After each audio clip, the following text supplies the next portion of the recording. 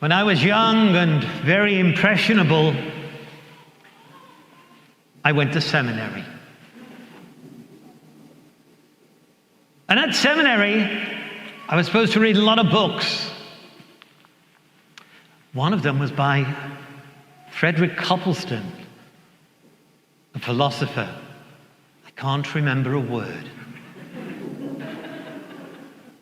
But I do remember two books in particular.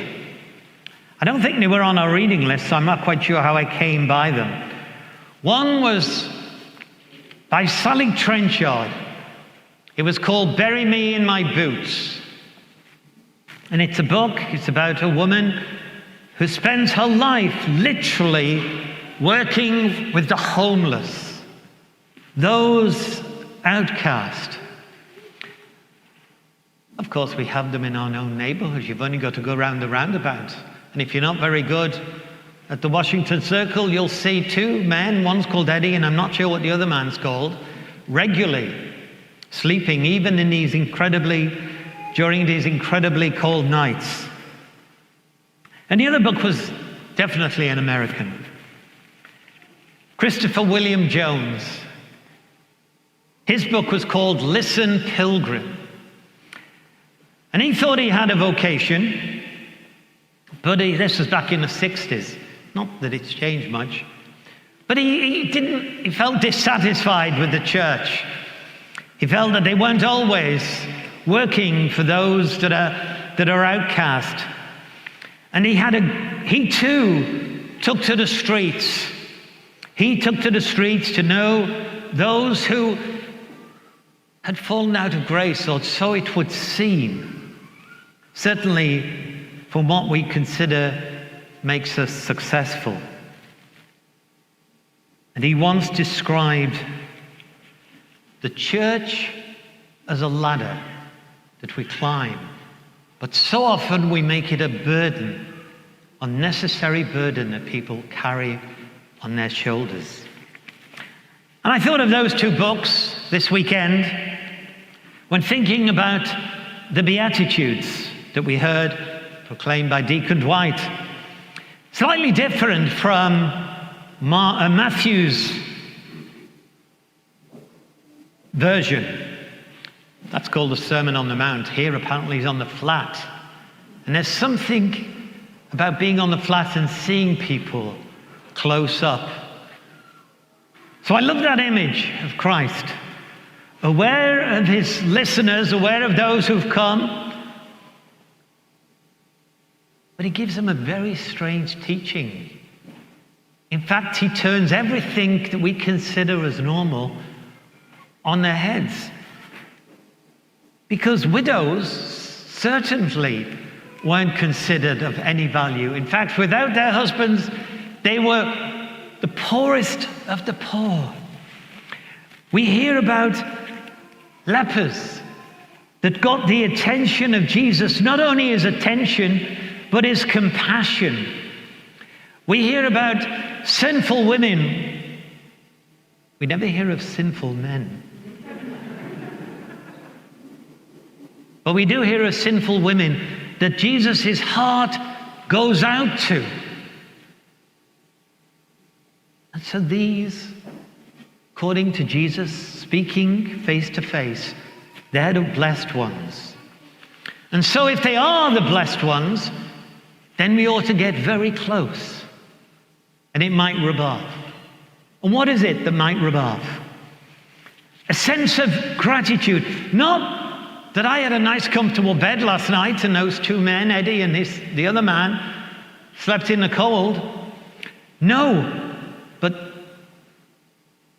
that I, in the name of Christ, in the name of humanity, should be doing what we can. I should be doing what I can. We together are doing what we can. And of course, we can always do more. But then we have Mrs. Swick from Casa Juan Diego. She does everything she can. She doesn't store up anything for herself, for her retirement. She's certainly going to die in her boots. She, with her husband Mark, set up Casa Juan Diego between, I love to tell you where it is, between Shepherd and Durham, just before you get to the CVS. So slow down when you're on that bit of Durham going into town and see the fence. And I've said this before because I'm getting like my mother. There's only one tragedy on earth, and that's not to become a saint. Well, my goodness, if you want an example of sainthood, then you take something.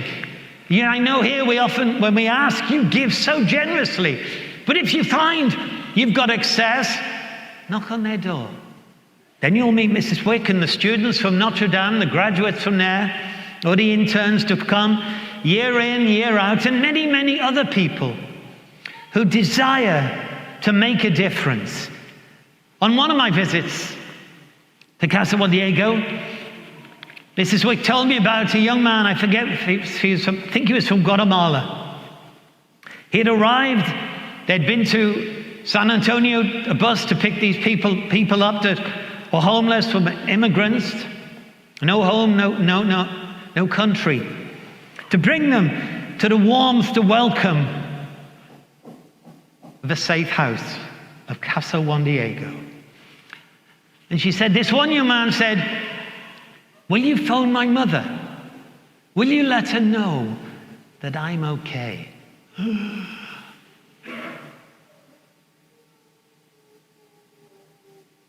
So what it is, what it means to be blessed. We do well to pay attention. And it isn't only Mrs. Swick at Casa Juan Diego. Miss Elle Schoenbrook, who's the executive director of Christian Community Service Center, CCSC. Last year she was named Woman of the Year in Houston for her work amongst the poorest of the poor. Different character than Mrs. Swick, but nevertheless serving God's people, whatever color, creed, whatever gender, whatever sexual orientation, whatever history they may come they may come to CCSC with, treating them with dignity, treating them as brothers and sisters. So if we too want to be counted amongst the blessed, we have to hear, we have to take it to heart, and we have to act upon it. And I believe that we are blessed. And I believe that we are working. But I encourage each and every one of us to realize that we can always go further.